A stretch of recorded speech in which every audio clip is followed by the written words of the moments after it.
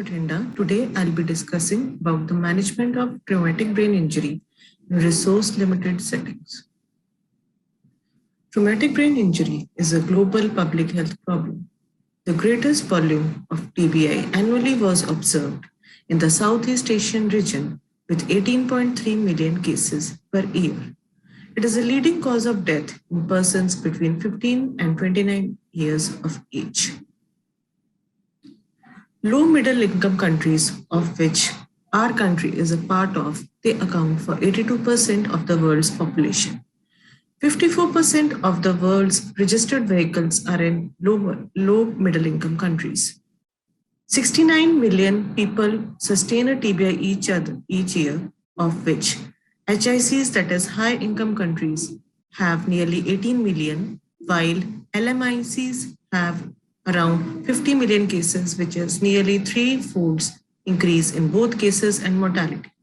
This high mortality and disability associated with TBI is associated with lack of implementation of preventive strategies like road safety rules, poor health infrastructure, low capacity for acute care and rehabilitation, lack of paying capacity on the part of patients. Various guidelines have been coming from time to time, as in the Brain Trauma Foundation guidelines, which came in 2020. But these guidelines mostly are developed according to the Western world or the high income countries. Their implementation in the low middle income and low income countries is difficult because of the requirement of advanced monitoring according to these guidelines. So various new guidelines or recommendations have been developed in 2020, including the protocol and the Travis protocol, which we'll be discussing. So first, the treatment phases of TBI and level of resources. So it can be divided into pre-hospital phase, emergency phase, neurological surgery, and intensive care. As for the level of resources, pre-hospital can be divided in the availability of basic trauma, basic transport services and advanced trauma services. Emergency care can be divided into low, medium, or high level units. Neurological surgery units can be divided as the one with only neurological services and the one with neurological as well as the ICU facilities. ICUs can be divided into advanced ICUs and basic ICUs. So here we can see the three-dimensional stratified scheme according to the level of resources and complexity. In low resources, they have basic emergency transport, they have low complexity emergency department, and most of the patients are referred to intermediate or high resources. From there, high resources, on the other hand, have advanced emergency transport, medium high complexity emergency department, CT scan, intensive care, and neurological surgery services. Now, first we'll discuss the management of an adult patient with mild, moderate, or severe TBI in a basic transport. So basic transport is like BL availability of ambulance, BLS ambulance in our country. So determine the requirement of pre-hospital transport using follow parameters. First, we'll see the mechanism and type of injury. We can assess the clinical status in GCS, age of the patient, and presence of comorbidities. So based on these, the patient can be divided into mild, moderate, and severe, and management of adult patients who present with mild TBI can be performed in a basic emergency transport or a BLS ambulance. If the planned transfer is more than 30 minutes, AET or the advanced emergency transport should be requested. No patient with moderate or severe TBI should be transported in a BET, but if the situation occurs, algorithm should be followed. So according to this algorithm, first we need to assess if the patient has an external source of bleeding, perform AVPU or Glasgow Coma Scale assessment, check for respiratory rate, check for the radial pulse, perform glucose measurement and give glucose if possible. If the radial pulse is feeble, then give IV fluids if they're available. If the seizure medication is available, administer it. If there is a check for a nearest facility with CT ICU capacity, if it is there, then transfer as soon as possible. Reevaluate all these things every 5 minutes and document it. Now, management of an adult patient with moderate or severe TBI in an advanced emergency transport. It is recommended not to remain at a scene for more than 30 minutes, regardless of the patient's clinical status. The GCS to classify the severity of the injury in the patient should be performed after the initial resuscitation. Now, medication sequence for endotracheal intubation. It has been recommended to use any of the three options. Option 1 is use of ketamine as induction agent in a dose of 1.5 to 2 mg per kg body weight. Scopolamine can be used as 1 to 2 mg per kg body weight, and fentanyl can be used as an analgesic in a dose of 2 to 4 microgram per kg. Second option is the use of midazolam, rocuronium, and ketamine. And third option is the use of etomidate and vecuronium. A hemodynamically neutral induction agent like ketamine or etomidate is preferred in order to prevent transient drops in cerebral perfusion pressure. No difference in mortality or other patient-centered outcomes have been found when comparing etomidate and ketamine for traumatic brain injury patients in a study done by Upchurch et al. And published in 2017. Management of an adult patient with mild TBI in a low complexity emergency department without CT. So in that case, treat for any life-threatening event according to the ATLS primary evaluation, including those with penetrating injuries of the head. Patients with penetrating injury to the head or any other abnormal finding in the primary clinical evaluation should be referred to a higher center with neuroimaging and neurosurgical services. So what is the criteria for transfer of patients with TBI to a high-level facility? So it is recommended that patients with moderate to severe TBI, that is a GCS of 3 to 12, should be transferred immediately to high level of care hospitals. It is also recommended that patients with mild TBI and who are in active treatment with anticoagulants, have active coagulopathies, or are pregnant should be transferred to higher centers. It is recommended that patients with TBI, that is GCS 13 to 15, who present with these criteria should be referred to higher center for evaluation.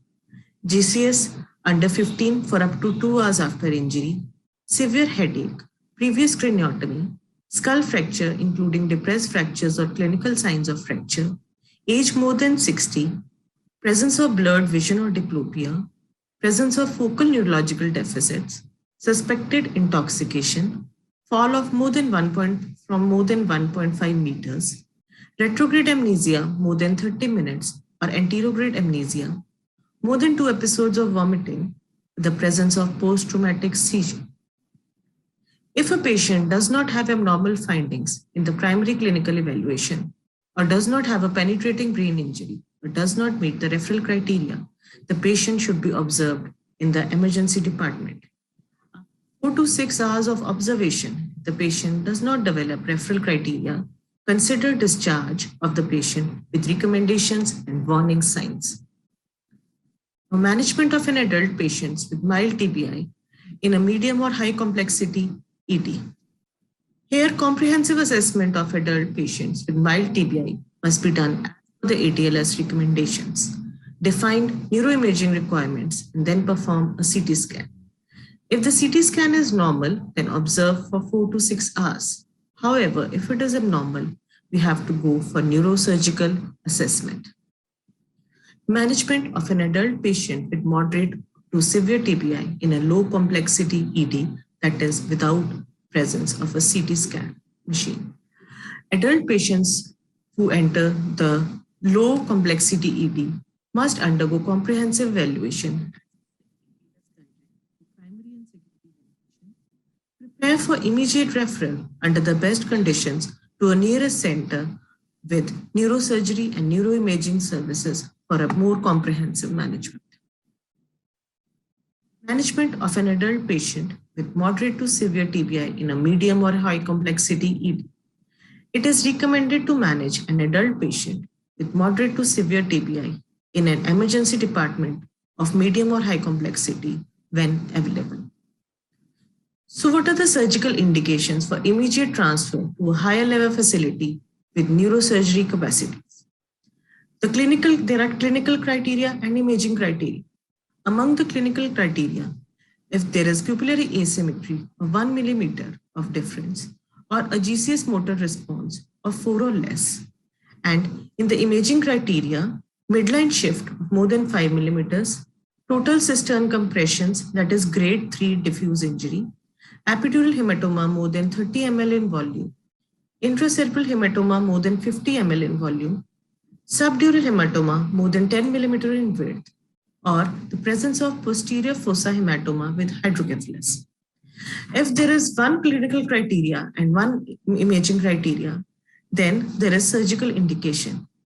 If there is one isolated clinical criteria, then medical management must be done.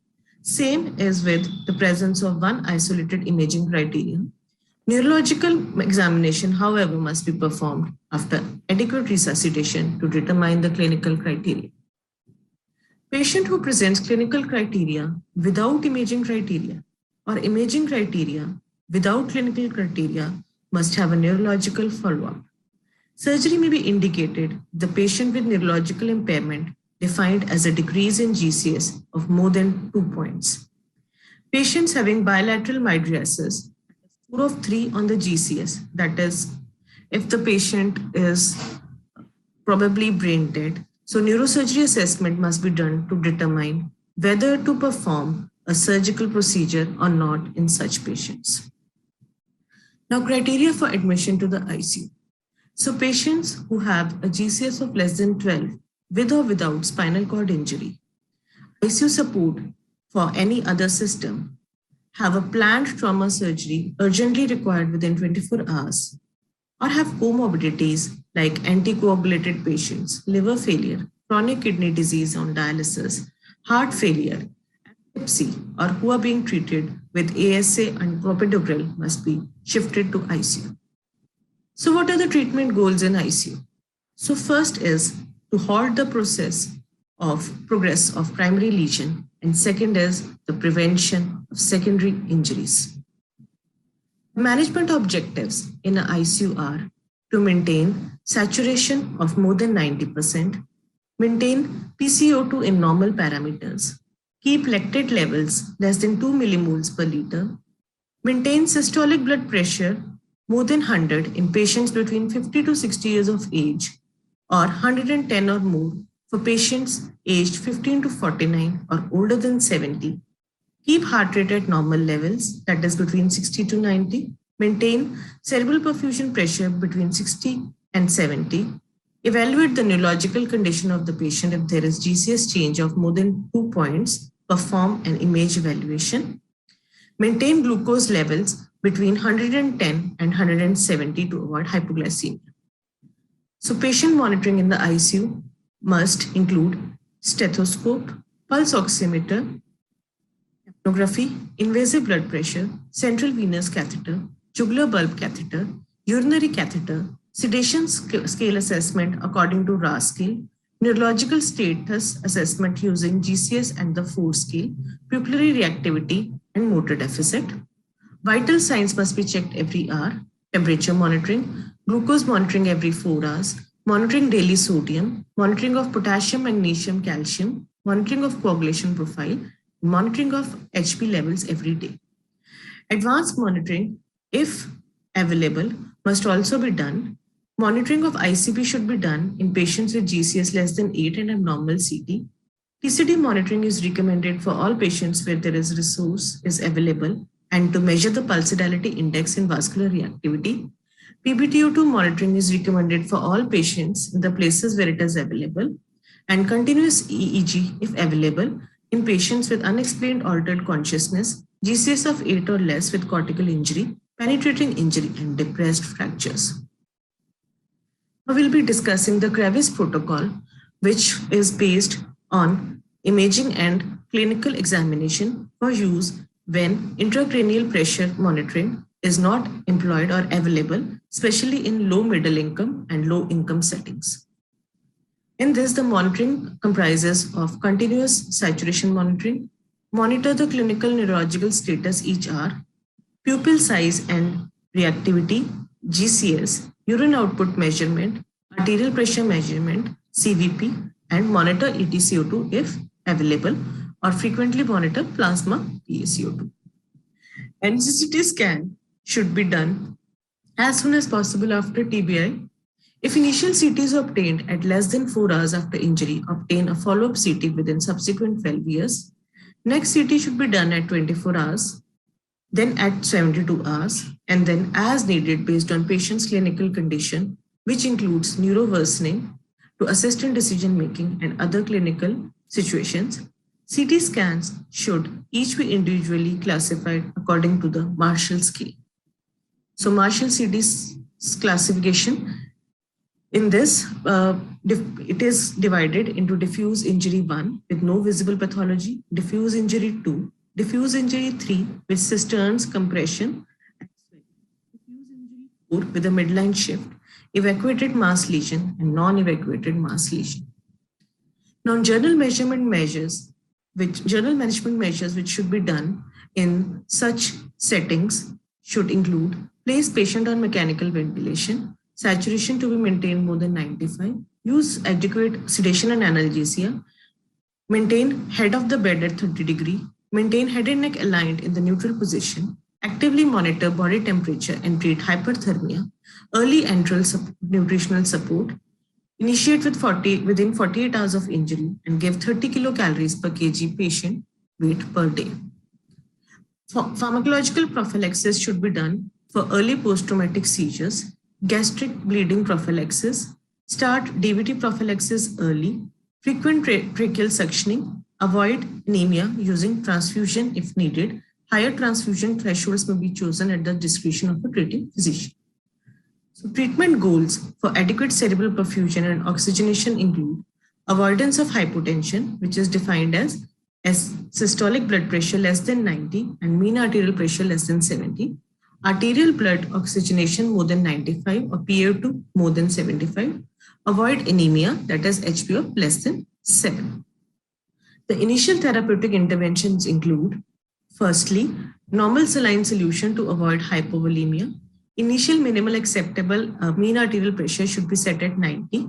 Maintain MAP and volume expansion. Use vasopressors to supplement mean arterial pressure when volume status manipulation is not sufficient. Maintain PaCO2, and if a space occupying lesion exists, surgical evacuation is indicated. Now the specific therapeutic interventions. After optimized sedation and analgesia, unless clinically contraindicated, treatment for suspected ICH should be started in the presence of one of the following major or two of the following minor criteria. The major criteria include CT classification of Marshall 3 or worse, compressed cisterns, that is Marshall DI3, midline shift of more than 5 millimeters, Marshall diffuse injury 4, or a non-evacuated mass lesion more than 25 ml. Minor criteria is GCS motor score less than 4, pupillary asymmetry, abnormal pupillary reactivity, and Marshall diffuse injury 2. Such treatment may also be considered in patients at a discretion of the treating physician. Levels of treatment. There are 3 levels. First is tier 1, that is the safest.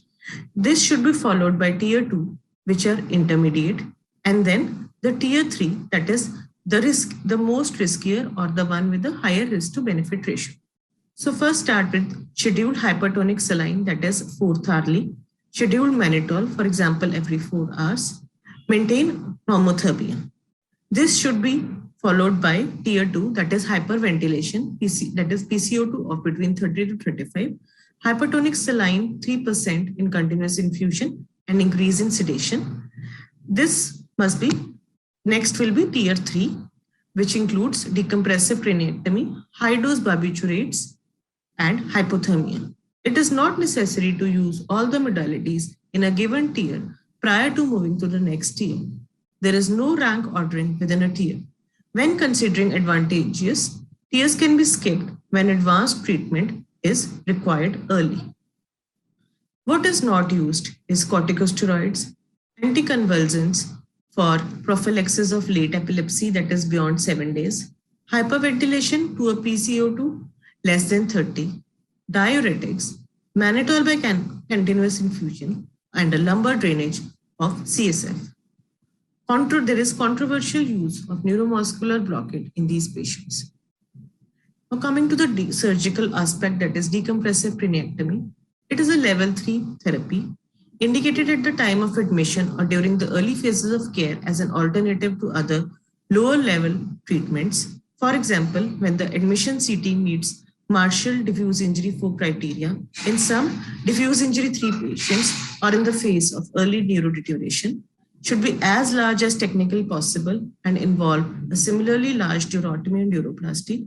Obtain CTs shortly following decompressive craniectomy, and it is recommended that the management of patients be based on early post-op CT in terms of treatment levels and decisions to escalate or taper treatment.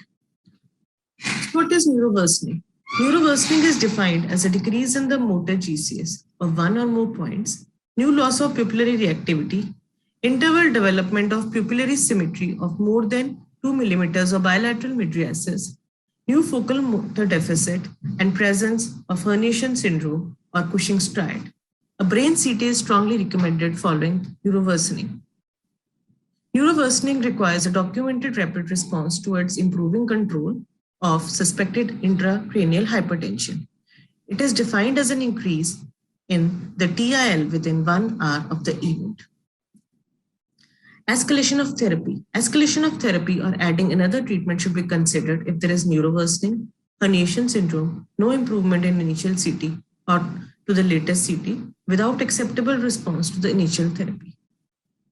Now coming to the tapering therapy. So when do we need tapering therapy? Consider tapering therapy in stable to improving patients as determined by their most recent Marshall classification, GCS score, and pupillary status.